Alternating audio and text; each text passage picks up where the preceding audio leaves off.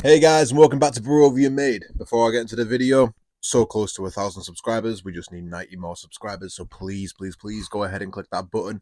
But we're gonna have a little bit of a different episode this episode because we're not doing any woodworking. Uh, I'm actually going to try and make a marking knife because the project that I'm currently doing right now, the twisty table one, I've had to do a lot of inlays on it, and one of the things I've learned from it is that marking pieces out properly is a big thing. So I used to do it with a pencil. You can't do it very accurate with a pencil because the pencil line is too thick to do something accurate, and it's a little bit harder to do with a razor blade because of the bevel. It goes into like a V, so you have to angle it a little bit. It's a bit of a headache. Right, so why would we need a marking knife? What is a marking knife? What is it used for? Well, this would be our workpiece. This would be an inlay that we are going to inlay into the workpiece. And before we do the inlay, we need to mark it out. Now, a lot of people, including myself, would just grab a pencil, they go up, then mark the line. If you look really closely, you can see it's not entirely accurate. It can be over by half a mil or something like that. So what I have also done in the past is I've used a razor blade. Now the bevel of a razor blade looks a bit like this. And if you can see, if we bring it right up parallel with it, we have an even bigger gap than the pencil. And so to adjust for it, we turn it slightly, but even then, the secondary bevel still isn't put up against there. And if you twist it even more so you can get it nice and perfect in there, you're putting a lot of load going this way, and quite often you end up cutting your actual inlay rather than your workpiece and leaving a nice accurate line. So a marking knife has a bevel that looks like this, where we can bump it straight up against the inlay, go straight down, and have the most accurate line we can possibly get. So that is why I want a marking knife, so I can get accurate cuts from an inlay. So this is an old file. It is absolutely messed up. It's horrible. The teeth are all dull on it, and it's not worth keeping around. I have plenty of other files, and it's already hardened. It's already heat treated. It's already all that stuff, so I don't have to do anything fancy to it. So I can just cut out, sharpen the marking knife. So here is what I'm going for. So let's quit talking and let's turn this file into a marking knife. So this is an angle grinder attachment you've seen me use on projects. I'm just using it here to take the teeth off, just so I can get back to the bare metal to scribe all my lines out and stuff. I was using 40 grit, and for some reason 120 grit seemed to work better at removing the teeth, so ended up using 120. But you can see we've got all the teeth off now, back to bare metal, so we can more easily mark our lines out to start grinding the knife out.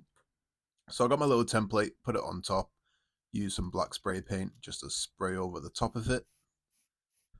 Did it in little pulses so I didn't blow away the marking things. I didn't stick it down with anything. You could just glue the paper onto your steel, but I'll be dunking it in and out of water, so I won't want to lose it. So I figured painting it would be better. Now, I went outside because I've got a very, very dusty shed, and I was fine cutting it out and grinding it and everything inside the shed. Because I could have more control of where the sparks are flying. But here, where I'm cutting out and doing all sorts, where there's going to be a ton of sparks, I thought I'd best do this outside and chuck all the sparks into my mother's plants. But I'm just using a soaked rag to make sure the part stays cool. I'm not too bothered about the rest of the knife heating up. I'm more worried about the blade tip because we want to try preserve that heat treat that comes with a file, because I don't have the means necessary to heat the knife up and quench it and do all that stuff. So I want to preserve the heat treat that the file already has, which, as you can see there, I'm going back and forward with water and a water soaked rag to make sure it's all stays nice and cool as I'm cutting it. And also, I'd recommend getting some better grinding discs than what I have, because these are a pain in the ass to use. I had to use 4 discs just to cut out this little part here, just because they wear down way too easily. So yeah, get some good quality grinding discs. And then I got my bench vise, not bench vise, this is a bench grinder. I got my bench grinder that I've got stored away, and I just quickly screwed it down to the table to do this. As you can see, I have those 2 bits of plywood at the back to make sure the sparks don't fly over there. And you can't see it, but underneath the table I do have a little bucket and stuff to keep all the sparks from hitting all of the dust that's in my shed. Should have really went around and cleaned my shed up first, but I was on fire watch and I had a lot of water, so I wasn't too worried about burning down my shed. And what I'm doing with the grinder, I wouldn't recommend doing. I'm not too sure on the specs of a bench grinder, but I'm pretty sure you're not meant to be using the side of the wheel and stuff like that. I was just using the side of the wheel to make sure I kept the blade flat and everything. So when I came on to putting the bevel in, I wouldn't have to worry about making sure I got a straight edge. And the bench grinder was taking a bit too long to put this big bevel in, so I decided to take my angle grinder and put the bevel in with the angle grinder and then neaten it up with the belt with the bench grinder. If you have a belt sander would probably be even better for this, but this is all I have.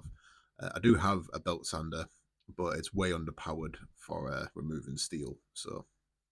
So yeah, do some proper research on what you can do with a bench grinder. But I took the risk here. I was wearing my PPE, so everything's sweet.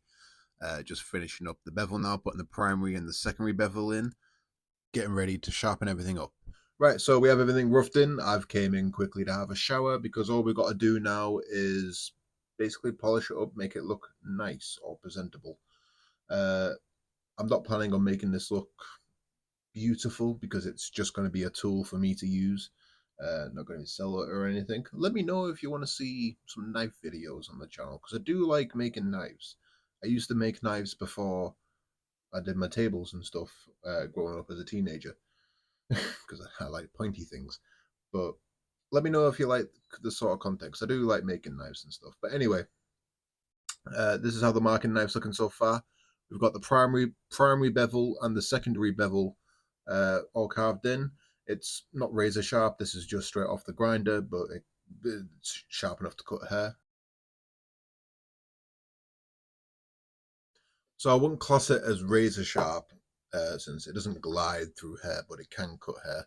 So yeah, all we have to do to this now is we have to make sure the back is perfectly flat because we want to sharpen this the same way you'd sharpen a chisel because that flat back is going to be our reference point for when we go up against our inlays like this to mark it. And then we need to put a nice edge on this, make sure it's nice and sharp. And one thing I do want to say though is I'm not heat treating this or doing anything to this because it's already had its heat treat, it's already been hardened and stuff. Uh, which is why it took so long with the grinder and everything to get it down because I had to make sure it didn't get too hot. You can see there on the very tip, it went blue. Now, but if you're doing this at home and you're doing this as strictly a marking knife, don't worry about it turning blue. You want to worry about it turning red. If it turns red, you've ruined the heat treat. You'll have to redo the heat treat on the knife. If it turns blue, it's still pretty soft, but it's hardened. And if you're just going to be marking wood with it, it'll keep its edge for ages. But I know me, I'm going to end up using this for something else, and so I want it to be able to hold an edge really nicely. So I made sure I never got the edge too hot. As I was grinding the very tip, it ended up getting really hot. But to be honest, it's probably best the very tip being a little bit softer anyway, so it doesn't end up snapping off. So I'm not too fussed about that. But yeah, really important to make sure it don't get too hot. Keep some water next to you, keep dipping it in the water, or do what I was doing in the time lapse with a soaked rag and wrap it up every so often to make sure it stays nice and cool. And I'm going to quit rambling. I'm going to sit here, I'm going to watch some YouTube and just get the back flat, sharpen this edge. And what I'm using to sharpen this edge is a granite block, which mine's just a granite chopping board, but you basically just want something that is perfectly flat. And I'm starting out at 320 grit 320 grit and working my way all the way up to 7,000. And to when you first start, you can go back and forward and get everything nice and flat and stuff. But when you're trying to hone the edge, you want to only pull backwards. Uh, I have found that's what leaves me with the sharpest edge. So you can see how I go back and forward between rubbing it back and forward and just pulling it across. Because once you pull it across and you pull it backwards, that's what's really separates the difference between a sharp knife and a razor sharper knife. So yeah, you just want to take your time with it, make sure you find all the right angles, and don't try to do it too quick, and you'll end up with something razor sharp. Right, so we've gotten the knife all sharpened, the back has been flattened, and the edge is nice and sharp. We've sharpened it all the way up to 7,000 grit, and let's just see what it does with the hair now. Yep, that's shaven, razor sharp. Get that last bit of hair. So that is perfect now to use for marking.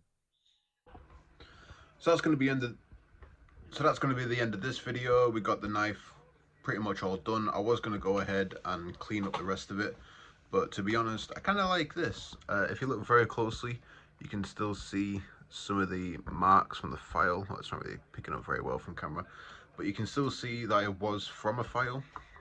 It's a little bit rough, and I kind of like it like this, I'm not going to lie. So I'm just going to leave it like this. I'm just going to use it as a tool anyway, so it doesn't need to be that cleaned up and stuff. But what I am going to do off camera is I'm going to give this a nice coat of oil to make sure we don't get any rust or anything like that. And yeah, that's the end of this video. Let me know if you liked it, bit of a different one. So subscribe, stick around for the next one, and I'll see you later.